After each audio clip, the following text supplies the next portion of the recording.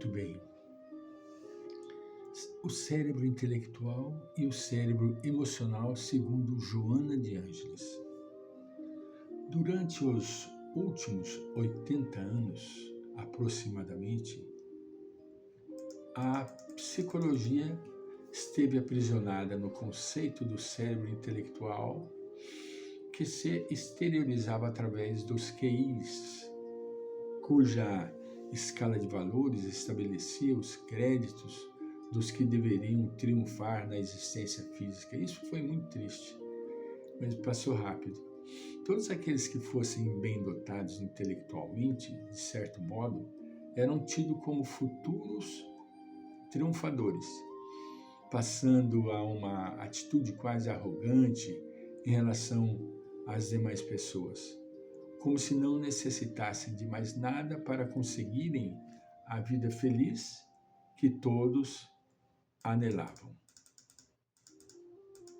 Valorizando-se os resultados dos testes de Binet e Simon, graças às suas escalas métricas da inteligência, não se levava em conta as emoções do indivíduo, que poderia ser comparado a um robô com capacidade de enfrentar os problemas e solucioná-los, com frieza, equipado que se encontrava pela inteligência para os mais graves cometimentos existenciais.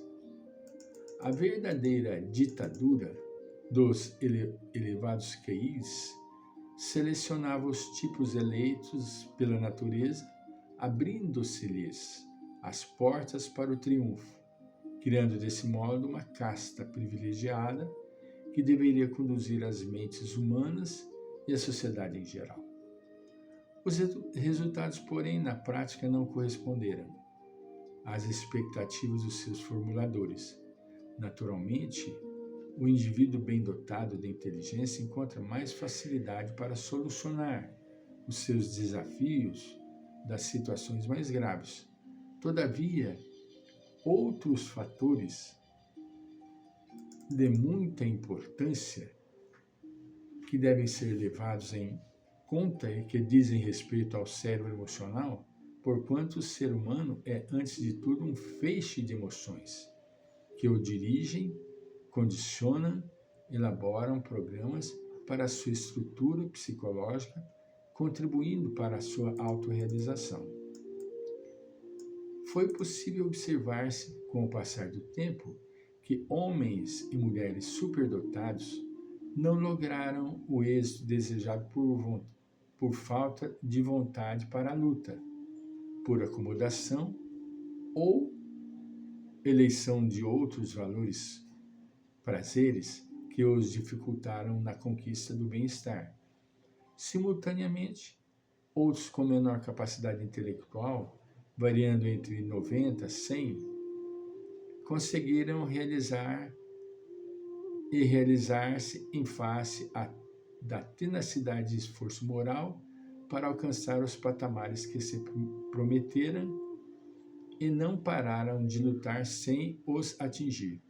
Muitas vezes têm sido encontrados aqueles que alcançaram o expressivo QI de 160 e, não obstante, são dirigidos por outros que não passaram de 100 de QI. As habilidades relacionais e emocionais são fundamentais para o êxito do ser humano e não apenas as resultantes da sua inteligência. Defrontando-se então, no momento, uma nova proposta que diz respeito ao desenvolvimento da inteligência interpessoal, que se responsabiliza pelo relacionamento social, pela observação e acompanhamento das ocorrências, pela capacidade de poder discernir, respondendo de forma consciente os variados estados espirituais aos diferentes temperamentos com os quais se deve lidar, aos cuidados que devem ser direcionados no trato com as demais pessoas, que extrapolam a robotização intelectual. Em razão disso, é necessário harmonizar a emoção e pensamento de forma que se ajudem mutuamente. A emoção dando calor à razão, que por sua vez oferecerá entendimento ao coração, evitando sempre a permanência em uma única vertente da realidade que constitui o ser humano. As emoções, naturalmente, quando mal direcionadas, perturbam o pensamento, dificultando a concentração e trabalhando em sentido diferente do intelecto. Da mesma forma, a inteligência fria e lógica cria obstáculos à doação afetiva, à concentração emocional, tornando o indivíduo destituído de amor e de sensibilidade. Ele pode expressar toda a beleza, descrever toda a harmonia, narrar toda a grandeza da vida, sem nada sentir, fazendo-o apenas de forma intelectual e sem vida. Isso foi um fato muito interessante observado pelos pesquisadores. E foi necessário até correções de literatura para que adequasse a essa realidade. Que o mais importante não é ter um QI bem desenvolvido. É importante, mas o mais importante é ter um QE, nós vamos ver, um QE mais equilibrado. Quando há predominância da emoção, as atitudes são embaraçosas e a pessoa simplesmente não consegue pensar corretamente, discernir entre o certo e o errado, criando dificuldades de comportamento.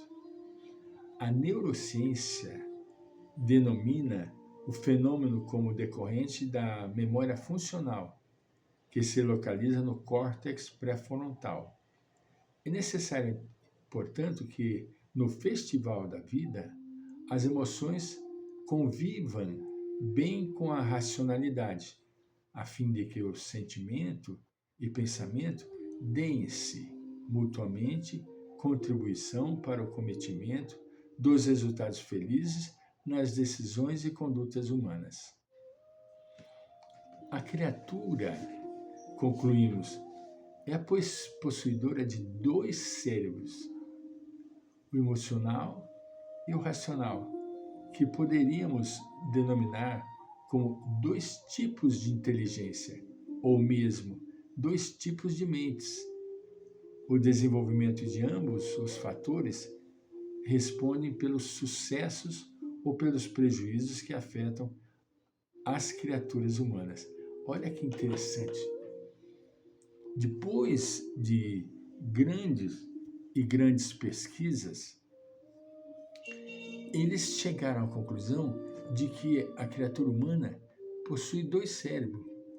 Um é o emocional, outro é o racional, que difere um do outro no que diz respeito às reações.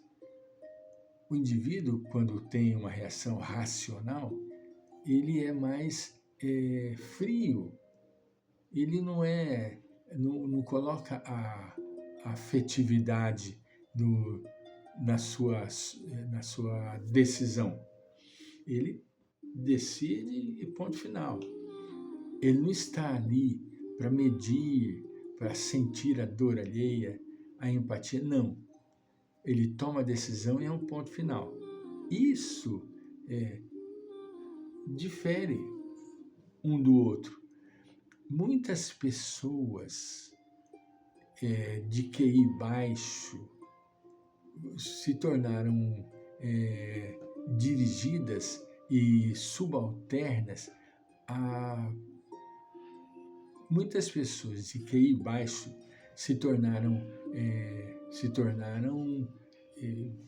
professores, dirigentes de QIs alto. QI baixo dirigindo QI alto. Por quê?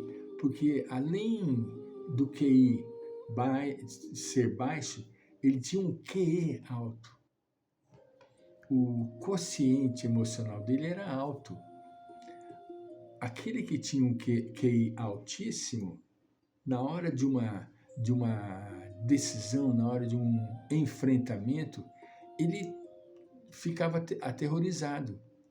Ao passo que o QI baixo, diante de uma situação dessa, ele tinha uma reação positiva. Por quê? Porque o QI dele era maior. O QI era baixo, mas o QI era alto. O quociente de inteligência era baixo, mas o quociente emocional era alto. Isso dava destacava as pessoas, fazia com que grandes mudanças precisavam ser tomadas. Conceitos tinham que ser reavaliados. Vou mostrar para vocês depois 2 livros que mostram esse tipo de comportamento de um grande escritor, que eu vou mostrar para vocês, que ele teve a necessidade de escrever esses 2 livros para estabelecer uma harmonia. Voltamos.